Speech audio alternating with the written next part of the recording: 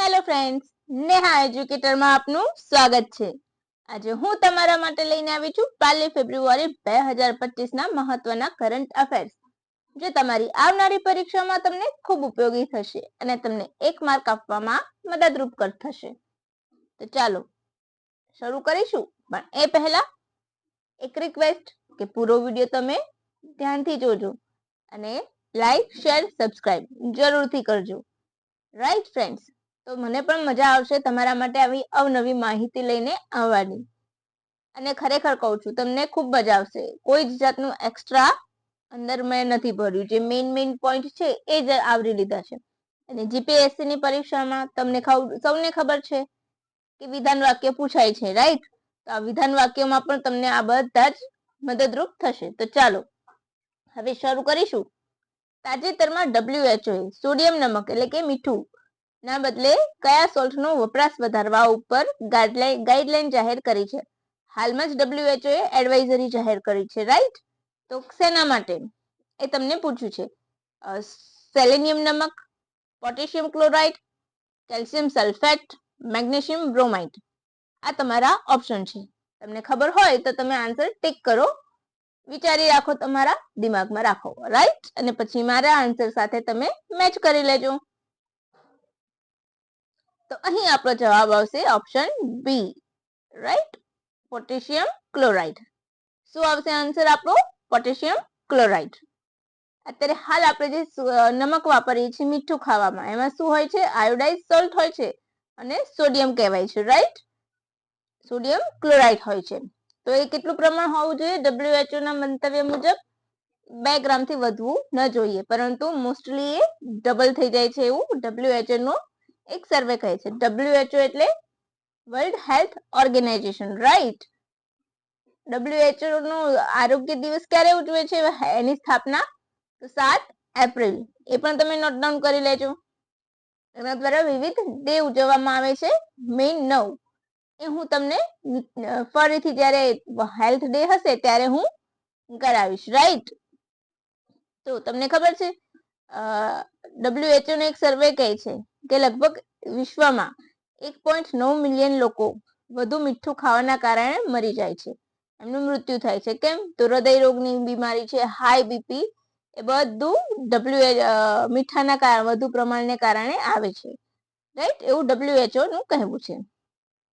તમને બીજું કે સોડિયમ નમકને વપરાશ ઘટાડવા માટે 2030 નો લક્ષ્યાંક આપ્યો છે। આમ તો એ લક્ષ્યાંક 2023 નો હતો, પરંતુ જે પ્રાપ્ત નથી થયો એટલે એને પુનઃ આગળ કર્યો છે। ક્લિયર? હવે નેક્સ્ટ, 1950 માં આયોડાઇઝ સોલ્ટ ક્યારે આવ્યું હતું માર્કેટમાં? તો 1950। અને હું અહીંયા ડિટેલ નથી આપી, કારણ કે એટલું તો હું માનું છું કે તમે સૌ તૈયારી કરો છો, તો આયોડિનની ઉણપથી કયા રોગ થાય એ તમને સૌને ખબર જ હશે, એટલા માટે મેં ડિટેલ નથી લખી, રાઈટ? પોટેશિયમ, તો પોટેશિયમ ક્લોરાઇડ કે સોલ્ટ પણ કહેવાય છે, તમને ખબર છે? અત્યારે હાલ જે કોવિડ થયું છે એ પછી હૃદય રોગનું પ્રમાણ ખૂબ વધી ગયું છે, બીપી, હાઈ બીપી નું જે છે એ પણ ખૂબ વધી ગયું છે, એટલા માટે WHO એ એડવાઇઝરી જાહેર કરી છે, રાઈટ? તો ચલો હવે નેક્સ્ટ ક્વેશ્ચન તરફ આગળ વધી જઈશું આપણે। 1 ફેબ્રુઆરી એટલે કે આજના રોજ કોણે પોતાનો 49મો સ્થાપના દિવસ ઉજવ્યો? ઇન્ડિયન નેવી, આઈસીજી એટલે કે Indian coast guard, CID, air force? બોલો, આ બધાના દિવસ તમને ખબર હોય તો મને કમેન્ટ કરજો। તો અહીંયા આપણો જવાબ આવશે ICG, Indian coast guard service. શું આવશે? Indian coast guard service. ગુજરાતીમાં કહીએ તો ભારતીય તટરક્ષક દળ। 1977 માં તેની સ્થાપના થઈ હતી। તેનું ધ્યેય સૂત્ર બહુ જ પૂછાય છે, વયમ રક્ષમ એટલે કે વી પ્રોટેક્ટ, રાઈટ? કયા મંત્રાલય હેઠળ આવે છે? એ પૂછાઈ જાય તો સંરક્ષણ મંત્રાલય હેઠળ, રાઈટ? તમને ખબર છે વિશ્વનું સૌથી મોટું 4થા નંબર પર આવતું તટરક્ષક દળ છે, એના પ્રથમ અધ્યક્ષ કોણ હતા? તો વીએસ કામત। હાલ પરમેશ શિવમણી કયા નંબરના છે? તો 26માં। રાકેશ પાલનું સ્થાન લીધું છે, એમનું હમણાં જ મૃત્યુ થયું હતું, રાઈટ? પ્રથમ મહિલા અધ્યક્ષ કોણ હતા? તો નુપુલ કુલશ્રેષ્ઠા આઈસીજી ના પ્રથમ મહિલા અધ્યક્ષ હતા. ક્લિયર? તો કેટલા બધા તમારા ડાઉટ્સ ક્લિયર થઈ ગયા ને ફ્રેન્ડ્સ? તો બસ એ માટે મને લાઈક આપી દેજો. એક લાઈક તો બને જ છે ને. હવે નેક્સ્ટ ક્વેશ્ચન. રણજી ટ્રોફીમાં 9 વિકેટ લેનારો ગુજરાતનો પ્રથમ બોલર કોણ બન્યું? Option A Jasu Patel, option B Siddharth Desai, option C Anshu Sharma, option D એક પણ નહીં. બોલો.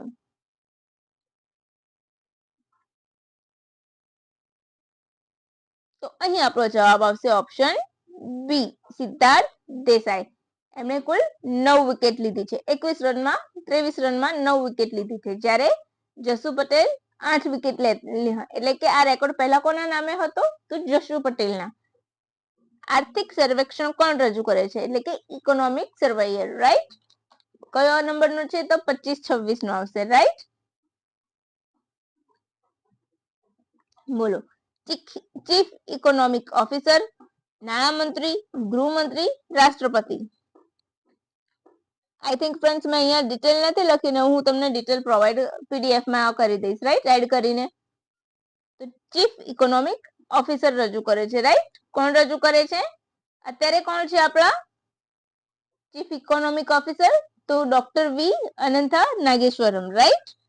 એ આપણા એડવાઇઝર ઓફિસર છે, રાઈટ? એડવાઇઝર કહેવાય, ઓફિસર તો નહીં, રાઈટ? તો હું તમને વધારાની ડિટેલ્સ અહીંયા આપી દઈશ, રાઈટ? જેમ કે કોમ્પ્યુટર વાળી સ્કૂલોનું પ્રમાણ વધી ગયું છે. 2023-24 માં કેટલું થયું? તો 57.2% નોંધાયું છે. સ્કૂલ ડ્રોપ રેશિયો ઘટી ગયો છે. પ્રાથમિક શાળામાં ડ્રોપ રેશિયો ઘટ્યો છે. એ બધી બાબતો ઇકોનોમિક સર્વેમાં આપણને બતાવવામાં આવી છે.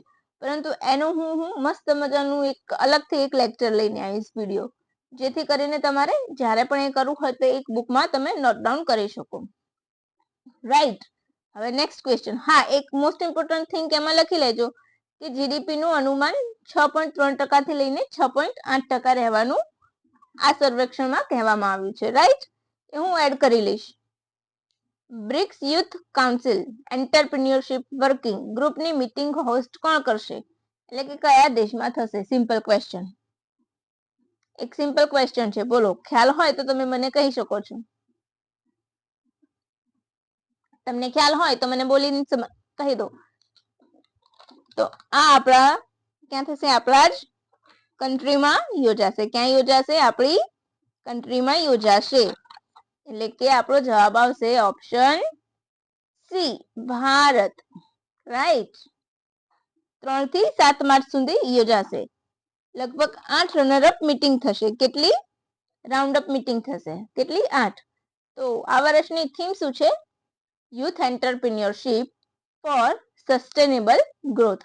કોઈ પણ મીટિંગ ક્યાંય યોજાય અને એમાં મીટ થતી હોય તો એની થીમ આપી હોય તો એ થીમ ઓલવેઝ કરી લેવી, કારણ કે થીમ 100% પૂછાશે, રાઈટ? 100% એ થીમ પૂછાશે અને પૂછાશે જ. તો થીમ તો ચોક્કસ કરવી. બ્રિક્સના 45 બ્રિક્સ દેશમાં કોણ કોણ આવે છે? તો બ્રિક્સ પ્લસ બની ગયું છે અત્યારે, રાઈટ? અત્યારે બ્રિક્સ પ્લસ બન્યું છે, પણ જે બ્રિક્સ છે એમાં કોણ આવે? તો બ્રાઝિલ, ઇન્ડિયા, રશિયા, ચાઇના અને સાઉથ આફ્રિકા, રાઈટ? તો બ્રિક્સના કેટલા? 45 યુથ એટલે કે યુવાઓ ભાગ લેશે આમાં.